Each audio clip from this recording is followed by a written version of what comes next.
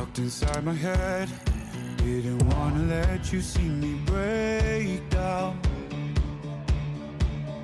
Prisoner of the past. I'm not here to ask you for a way out. The waves keep. 어이구. 아이고 오셨어요? 아이고 안녕하세요. 아이고 안녕하십니까. 반갑습니다 교수님. 예. 선생님 안녕하십니까? 아, 어서 안녕하십니까. 오십시오. 예, 예. 이쪽으로 오시죠. 예, 예, 이쪽으로 감사합니다. 오시죠. 자 제가 소개를 드리겠습니다. 미디어가 우리 정신 건강에 미치는 영향을 알려드립니다. 서강대 신문방송학과 유현재 교수님이십니다. 아유 안녕하세요 반갑습니다. 예, 안녕하십니까. 예. 유현재라고 합니다. 예, 예. 반갑습니다. 이제 오늘 모신 이유는 신문방송학과 교수님이 건강을 연구한다. 예.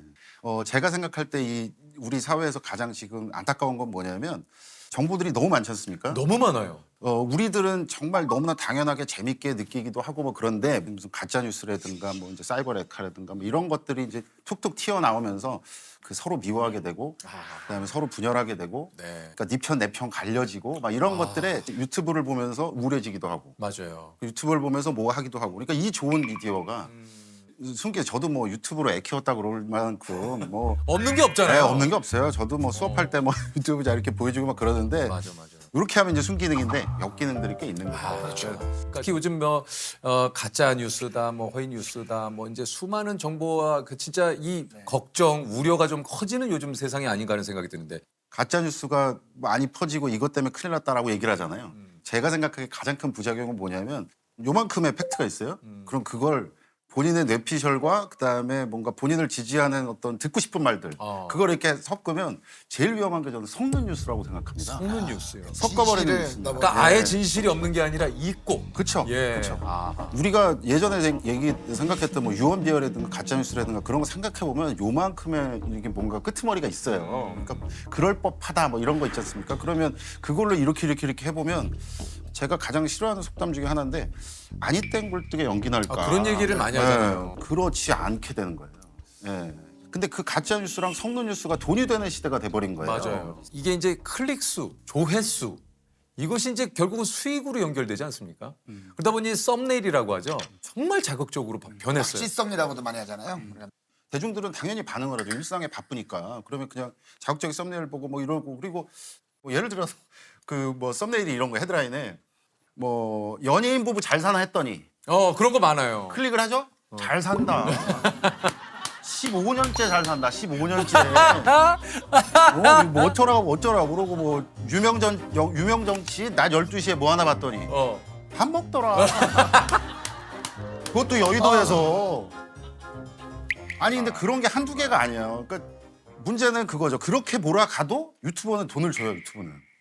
그러니까 그게 돈이 되는 사회가 있으니까 답답한 거죠. 이게 참 그러다 보면 이게 뭔가 하향 평준화가 되기도 하고 전부 다 그렇게 밝혀지기 시작하면 그러면 그분들의 재료는 뭘까 생각해 보면 뭐랄까 크리에이티비티가 아니에요. 그러니까 이렇게 해서 우리가 이제 뭐 아이디어를 내서 이런 게 아니라 혐오, 미움, 분열 이런 것들이 그분들의 재료인 거예요. 그렇죠. 혐오, 미움 이런 것들이 발화력이 어마어마합니다. 맞습니다. 그러니까 그러면 뭔가 또 클릭 막 이러면 그게 또 돈이 되고 그러니까 이게 계속 악순환이 돼서 제가 이제 혐오 비즈니스라는 말을 좀 썼는데요.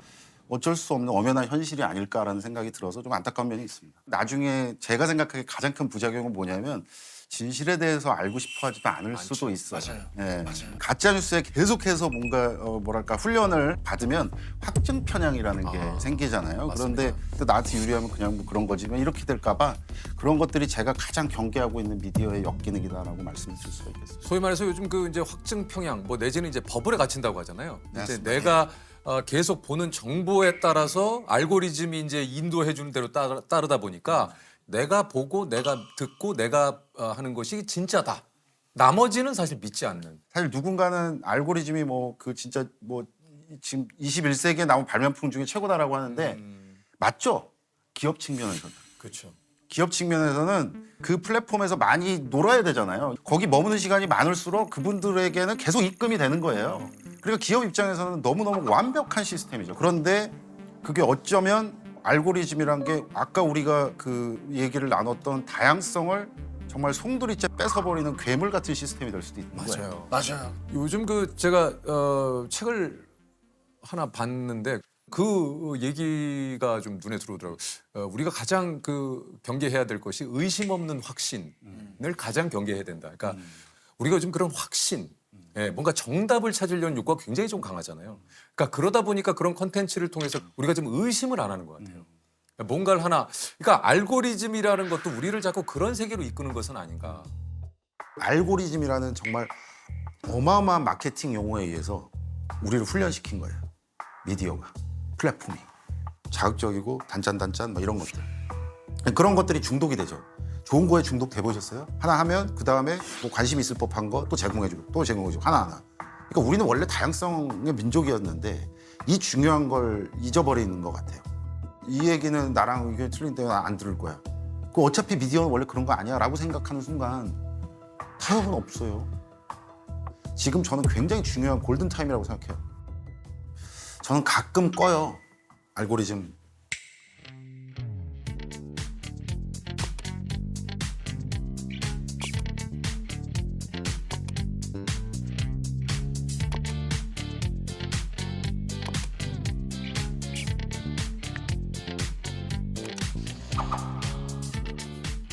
이런 또 좀 요즘 문제가 되는 것이 바로 그 이제 악플. 예. 이게 이제 뭐 도를 이제 넘는 악플들이 정말 많잖아요. 이게 이제 악의적이고. 그러니까 이런 악플도 이렇게 늘어나는 좀 이유가 좀 있을까요? 그러니까 저는 일종의 그 대중이 그 뭐랄까 게임을 하고 있는 게 아닌가? 그러니까 게임이 뭐 몰지각한 유튜버나 사이버 레카들이 공격 대상을 정해주잖아요. 그러면 일반 대중들은 아 내가 그러면 저 사람을 공격해도 된다라는 어떤 그런 가치 판단을 하게 될 수밖에 없나 봐요. 그러면 정말 본인이 할 수 있는 모든 이걸 해서 제일 모욕적인 말을 아, 누군가 상대의 타겟이 정해지면 그분들한테 하는 것 같아요. 근데 그게 실명이라도 그럴까? 혹은 오프라인에서 그분들을 만났을 때 그렇게 할 수 있을까? 이 말씀을 좀 드리고 싶은 게요. 한나 아렌트라는 철학자가 이제 악의 평범성이라는 얘기를 했어요. 근데 그 악의 평범성이라는 게 어떤 거냐면 뿔 달린 사람이 어마어마한 사람이 그렇게 배설 수준의 누군가를 상처를 주고 막 이런 게 아닌 거예요. 악을 퍼뜨리는 사람은 지극히 평범하다.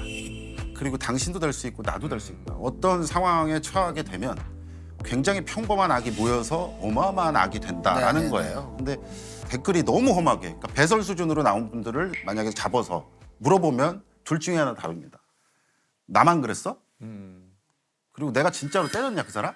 근데 아까 제가 말씀드렸던 것처럼 지금 이런 우리 같은 초연결 사회에서는 온라인에서 공격하는 게 훨씬 더 타격감이 셉니다. 맞아요. 그러니까 저는 이런 부분을 좀 반영을 해서 미디어와 관련된 규정이 빨리 좀 우리나라에만 있는 법을 좀 보고 싶어요.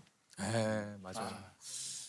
사실 유튜브 그다음에 SNS 이런 관련 어떤 제한을 두는 법들을 저한테 인터뷰가 들어오면 저는 항상 유럽 예를 들게 되는 거예요. 유럽엔 있어요. 있어요? 그러니까 벌금을 어느 정도 규모냐면 뭐 700억. 그리고 24시간 내에 뭔가 조치 취할 것. 뭐 이렇게 되는 겁니다. 사회의 경종을 들으면. 이거는 정말 우리 사회에서 받아들일 수 없는 죄야. 그리고 이건 뭐 표현의 자유나 이런 숭고한 가치를 들이대면 안 돼. 라고 해서 국가에서 뭔가 제한을 두는 거예요. 그래서 저는 그런 법들이 좀 촘촘히 좀 만들어졌으면 좋겠다라는 생각이 좀 들고요. 우리가 그런 국내법을 마련하고 유튜브에 약간 특별 요구를 할 수도 있을 겁니다. 왜 그러냐면 현실은 우리나라가 뭐 전 세계에서 거의 유튜브를 가장 많이 쓰는 국가 중에 하나고 유튜브가 우리나라에서 벌어가는 돈도 많고 그러면 책임성을 요구하는 거죠. 당연히 할 수 있겠죠. 또 참 뭐 이런 얘기 어떨지 모르겠습니다. 저는 늘 얘기 드립니다. 악플이 그걸 그냥 감내해야 된다고 생각하지 않아요. 좀 그런 안타까운 일이 생길 때도 그렇습니다만 그런 악플을 그냥 감내하고 그냥 당연히 받아들여야 되는 것으로 인식하는 것이 너무 슬프고 가슴이 아파요. 도대체 그 욕을 어떻게 감당을 해요? 맞아요. 그 자살 정구 증상으로서 오는 게 이제 무력감이거든요. 뭘 어떻게 해도 나는 안 될 것 같아요. 근데 그런 슬픔을 느끼면 정말 뭐 어떤 감정이 될지는 우리가 다 안타깝게 생각하잖아요. 예. 저는 유가족이에요. 그러니까 형이 친형이 이제 이제 극단적 선택을 했죠. 이게 아마 뭐 저를 아시는 분들은 아마 이 방송을 보면 좀 놀랄 수도 있는데, 그러니까 제가 이제 그 미국에서 교수를 할 때 이제 그 형이 이제 그런 선택을 했다는 얘기를 듣게 됐어요. 그때 뭐 예상은 하시겠지만 한 2, 3년 동안은 그냥 멍했어요. 멍하고 이렇게 시간이 지나도 요즘 이 인간이 왜 전화를 안 하지? 막 이런 착각을 할 정도로 그러니까 너무 이상하게 살았던 거죠. 근데 이제 그러고 이제 한국에서 뭐 논문을 써야 되니까 교수도 먹고 살아야 되지 않습니까? 그러면 연구도 해야 되고. 근데 그 생각이 든 거예요. 아, 제가 그러면 그 어떤 분야를 좀 연구를 할까?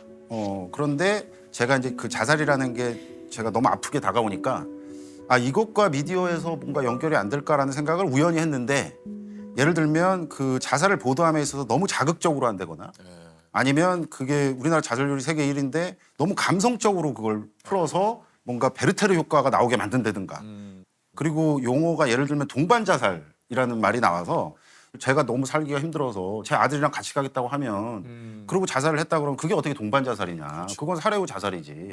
그런 것들이 문제의식이 있어서 논문을 썼어요. 그랬더니 이제 그 다음에 이제 도와주셨잖아요. 예전에 기억나실 거예요. 그 자살 예방 캠페인. 아, 예. 그거 저가 같이 한 거예요. 아, 그래도 오늘 나온다 그러길래 제가 유재석 선생님한테 좀 감사를 아, 이렇게 아닙니다. 7, 8년 전에 예. 그런 예방 활동 미디어 뭐 이런 거를 하는데 아, 이게 진짜 어마어마한 연예인이 좀 했으면 좋겠다라고 해서 연락이 갔는데 선생님 해주신다고 했다는 거예요. 그래서 그때 사실 저희끼리 막 진짜 울컥했어요. 얼마 전에도 그런 이 사건이 좀 있었지 않습니까? 그럼 연예인 자살하고 그러면 그래서 이제 그 우리 사회에는 사실 그 자살 콘텐츠 가이드라인 이런 것들도 마련을 해놓기는 해놨습니다. 작년에 보건복지부 그리고 현직 기자님들, 변호사 이렇게 다 모여서 자살 예방 보도 준칙 4.0 이렇게 해서 예방을 넣었어요. 자살 사건이 벌어졌을 때 그렇게 자극적으로 막 해서 아이들이 쉽게 볼 수 있게 이렇게 흩뿌려 놓지 말자라는 게 첫 번째 겁니다. 그리고 또 하나는 원칙은 이제 도구나 방법을 밝히지 말자. 이거는 사실은 전통적인 거예요. 왜 그러냐면 그게 학습이 되거든요. 그다음에 또 하나가 유가족 보호합시다. 1년에 우리나라에서 자살을 하시는 분이 14,000명. 생각해보면 한 30몇 분마다 한 분씩 돌아가세요. 근데 그렇게 계산해 보잖아요. 유가족 많아요. 주변에. 근데 그분들한테 가서 인터뷰하고 그리고 망자가 남긴 유서 공개하고 그리고 계속 전화하고 그러니까 일부긴 합니다만은 사망이 벌어져도 놔주지 않아요. 왜 그러냐면 돈이 되니까. 치유는 안 돼요. 그 형 죽은 다음에 정말 계속해서 저도 모르게 핸드폰을 보면서 내가 먼저 전화해볼까? 막 이러면서 실제로 전화를 해보기도 하고 막 그랬죠. 그런데 그게 저만 그랬겠어요? 많은 유가족들이 그랬죠. 뭔가 유가족에 대한 예의 그리고 또 다른 자살을 막을 수 있는 어떤 예방 차원에서 그렇게 괴롭히지 말자는 거예요. 그런 위기에 처했을 때 어떻게 도움을 받을까? 그런 정보를 제공하자.